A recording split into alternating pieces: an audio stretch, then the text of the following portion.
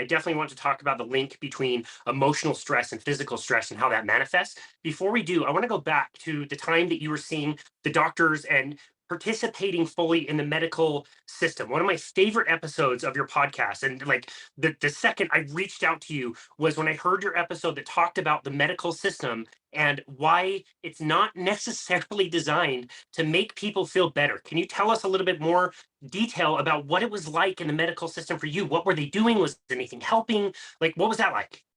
So that was rough. And I want to say not all doctors are like this. I like to say that a lot. The doctor isn't really the problem. It is the structure of our traditional medical system in the United States that is the problem. It is not the fault of the doctors. They're doing the Agree. best they can Yeah, in the agree. system that they have. I always want to be clear because I never want to bash the people who are on the front lines trying to do their best. They're going to make bad decisions sometimes. But again, all this is coming from the confines of the system.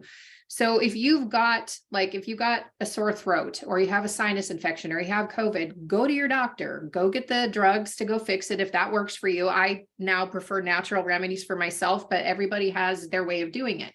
They're there for acute status. They don't know you very well. You're in there for about 15 minutes. In my experience of chronic pain and with literally every other person I have talked to, it is so much more than just what is presenting.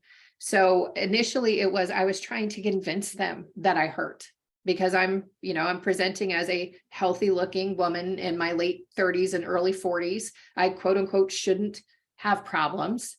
So for instance, I was diagnosed with something called hemochromatosis, which only plays into pain because iron is an inflammatory.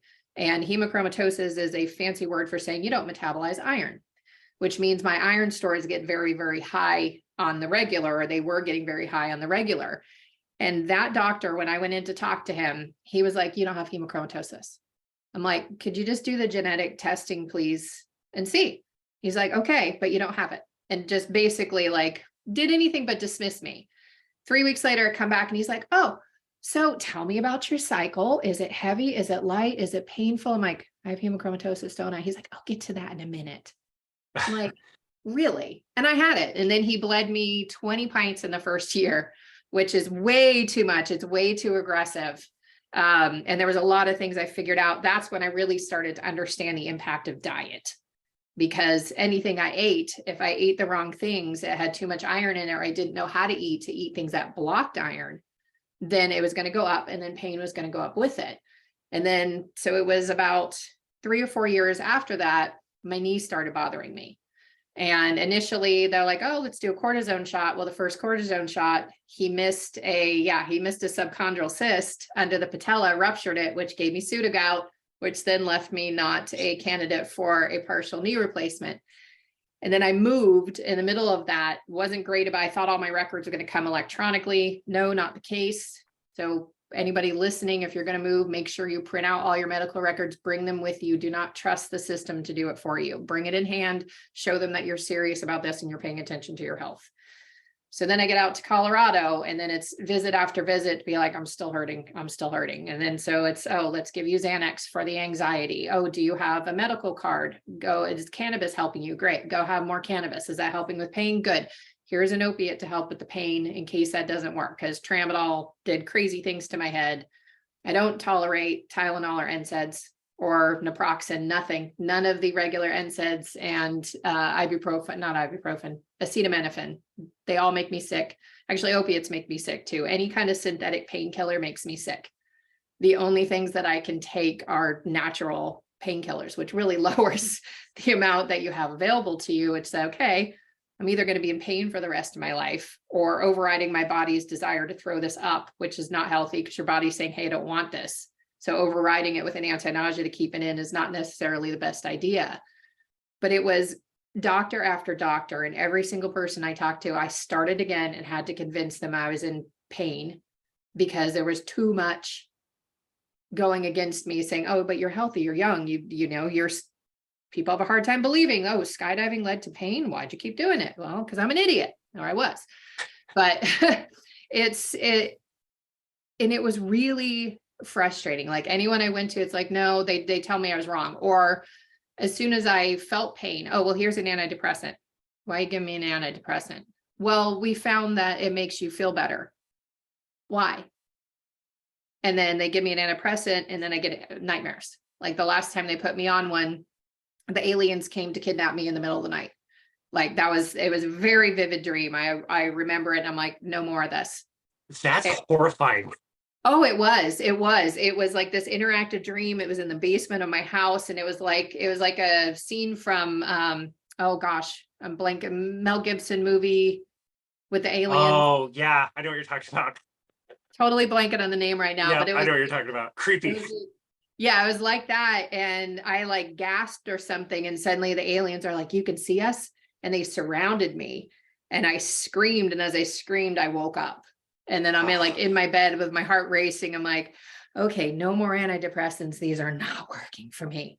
Wow. And what did work was going inward and starting to pay attention to what I needed. And even my back is probably the piece that's the most damaged. So after the knee replacement, I developed something called complex regional pain syndrome in my right leg, which they've dubbed the suicide disease. Never Google with a pain diagnosis, please. You are like 3 clicks away from being told that you're going to want to kill yourself with it.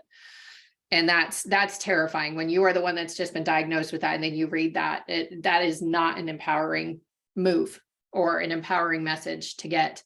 And so my back, and this is all from skydiving, clearly, 6 bulging discs. They bulge in different directions at the top and bottom of my lumbar spine and my sacrum. I have a healed fracture of my T10. I have a bone spur and a herniated disc in my C5, C6, but I'm pretty sure that was a drunken headstand at the drop zone, not actually from skydiving. And I got misdiagnosed for years. When I had a really bad landing one time, and I also were guessing fractured my facet joint on my L5. Like I can't even keep track of all the diagnoses I've been given at this point. But the little facet joints are the spiny things that feed out your peripheral nerves. We're assuming that I fractured it at one point because it's gone. There was just nothing there. The arthritis is so bad in it. And that's what was rubbing against the nerve and giving me that unrelenting pain. So I went in repeatedly and had chiropractors just regular chiropractors take x-rays, and they're like, oh, you're fine. There's nothing wrong. They finally do an MRI, and the PA that gave me the report was like, he should give everybody the worst news all the time because he is so good at it. Like I'm sitting there and I'm having an emotional response, but he was so calm and so supportive. I'm like, why am I responding like this? And I look at the the MRI report and I'm like, oh, that's not good. That's not a good report at all. No wonder I'm crying. Like this sucks.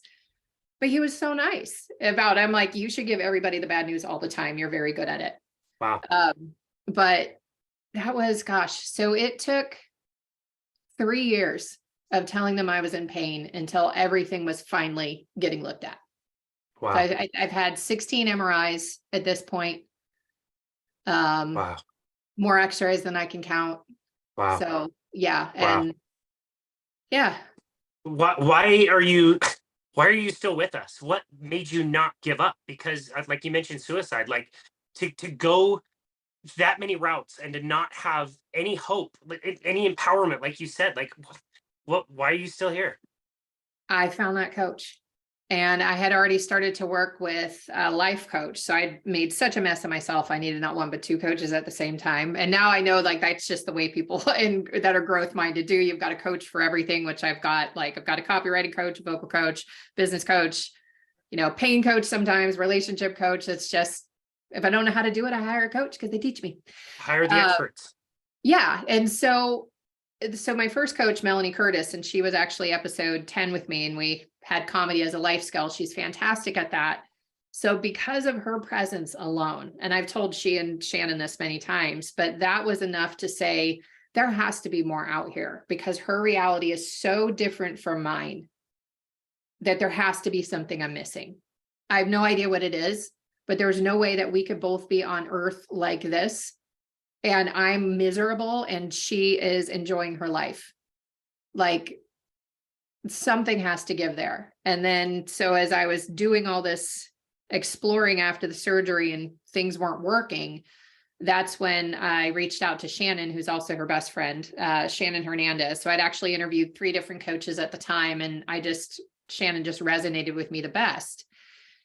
And I thought she was nuts when I first started talking to her, because she wanted me to practice forgiveness and she wanted me to start loving my leg. And I'm like, sure. Okay. Yeah. The injections haven't worked. The what is it called? They fry the nerve endings, radio frequency ablation, that hadn't worked. Nothing had worked.